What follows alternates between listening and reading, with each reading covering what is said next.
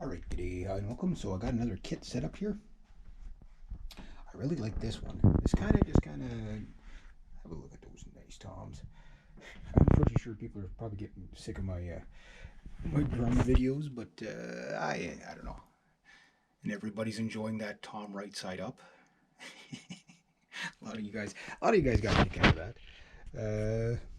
Yeah, so I think this is probably the best setup so far. So the last one was good, but this is just a little bit better. So today is 3 weeks since I started playing drums, technically. Ugh, back here.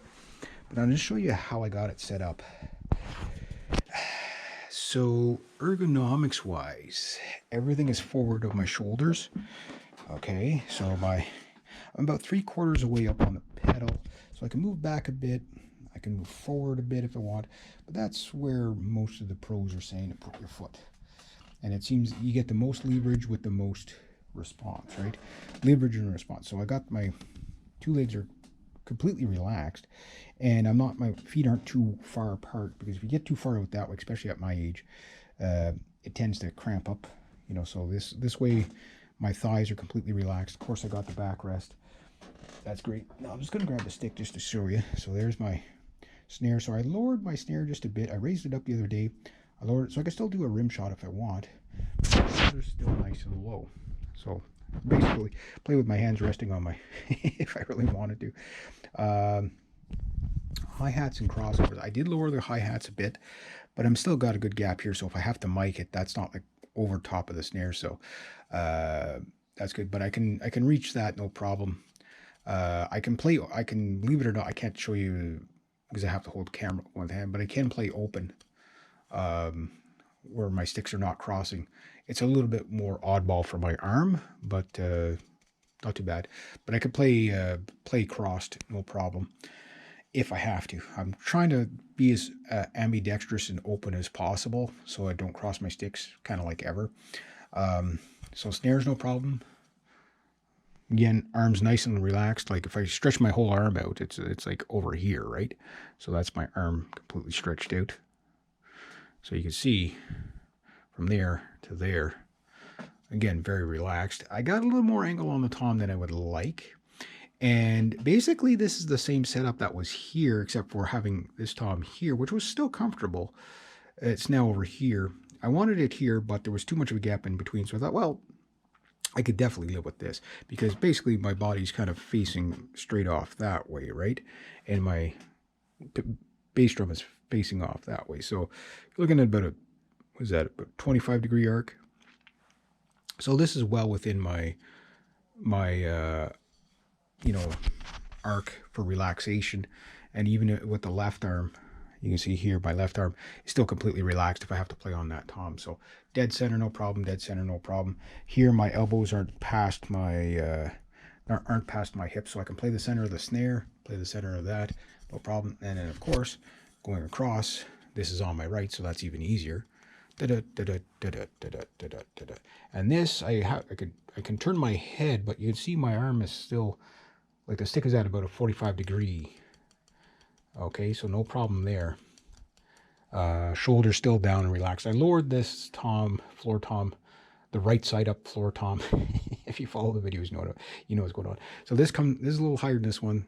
This one's a little higher than this one, so it does come down. So that's kind of what I wanted. And for the ride, I can play the bell, no problem. Shoulders still nice and low and relaxed. It's almost a forced relaxed position, meaning that I have to really, it's not comfortable for me to lean into it. So this coming back to me is the way I want, but that's well out of the way. I gotta watch, I will have to watch to not hit that, but I like where it is. And it's really not that low. It's low, but it's not that low. Low and close. I don't want it up here, because that, you can see where my arm is. I don't want that. So this is where I want my arm. You can see that. That's nice and low. And then this, really nice and relaxed. Oh, basically the hands do all the work. And now what about the left coming across? Well, the left here, no problem. Here, no problem. See, again, I'm still relaxed. And again, the left is my weak hand anyway. No problem, no problem. You can see my shoulder's still down. My shoulder's still down and relaxed. I got to stretch a little bit here. I mean, that there's going to be a compromise somewhere, but I do like the fact that everything is forward of the shoulders. So you can see my torso doesn't really have to move at all.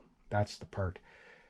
Yeah, so I think this is about as ergonomic as I can possibly get a kit. And like again, this side's probably going to be mostly played with the right hand anyway, unless I'm doing 2 sticks on 1 drum, right? So I like it. I like it a lot. And my triangle, ding, ding, ding, ding, ding. Perfect. Perfect. Snare's perfect. I could do a rim shot if I want, purposely or on, like it's just at that right angle where it's like, let's say that's my stick angle there. So it's almost just a tad bit. It's almost at the same angle as my hi-hat. So it's just a tad bit back. And that's just enough so I could play the center of the drum without, you know, I can choke up on the, I could play the drums like this if I want. Like right on the balance point of the stick, you know, but if I want power, you know, so no problem. I can play this, you know, again, my hands are going to do the work, and there's not that much wrist movement, and really not that much hand movement either. So this is about as efficient as I think I can get it at this point. If I get it better than this, I'll show you, but I think that's pretty darn good. So what I did different was I had these 2 toms on that one stand, which having the clamps, I don't have the proper double clamp. Obviously putting this tom here and this tom here doesn't work because your snare is over here and it doesn't work. And this 12-inch tom, what I did is I went up a bit. I think what it was, I was just too low. So I went up a bit, and that clears at least an inch and a bit. This tom is still the problem tom for most people. We'll get on the other side and I'll show you that. How far, how am I doing for time here? Oh yeah, I got lots of time. I'll show you. And I can get in and out of there. I think I can still get in and out of there from the other side too, so I could do that without destroying the room and knocking everything over. So you can see I got lots of room here. That's never going to hit. Here I would like to have a little bit more room, but what I did is I got the angles right and then I lowered the stand, so the stability of the stand is not too bad. And I, you know, it's almost an inch and a half there, so that's pretty good. And the other big one is, you know, you can see my thumb is my thumbnail is an exact inch. I've already measured. I'm a partial carpenter, so there's about an inch and almost about an inch and a half there, right? Which is fine. Plus, they're not going to hit. And then, tripping over the bass drum. Here, I've closed that gap to about 3 inches or so. So that's not bad considering it was at like, you know, almost 6-8 inches. Again, you can see the angle that I'm at here. That's pretty darn good. That is pretty darn good. So we'll see how this works out. Starting to work on all my rudiments now. And you can see those videos and you can laugh at them and see. And if you watch some of my rudiment videos and you see that I'm doing it wrong, let me know. Like, don't just say, oh, you're doing it wrong. Let me know what I'm doing wrong. You know, because I hate it when people do that. I don't mind people commenting and criticizing or whatever, or critiquing, but just let me know what I did wrong. You know, because I'm like 3 weeks in, and for me, my goal is to, like any instrument, you can see there's all kinds of instruments around this room. This is pretty much my music room. Every instrument that I learn, I try to learn the fundamentals and the techniques correct right from the get-go, because it takes 5 times longer to unlearn 5 to 10 times longer to unlearn a bad technique than it does to learn a right technique the first time around. So, yeah, so again, and rising tide floats all boats here. So let's have one last look at this beautiful Mapex kit. Again, I like where the hi-hat is too, because again, it's not too close to the snare. So when I do mic this thing, that I'm okay for recording, I might have to put it up a bit, but even that's not too bad. I will end up, some people asked about my cymbals, you know, that's all the cymbals I have.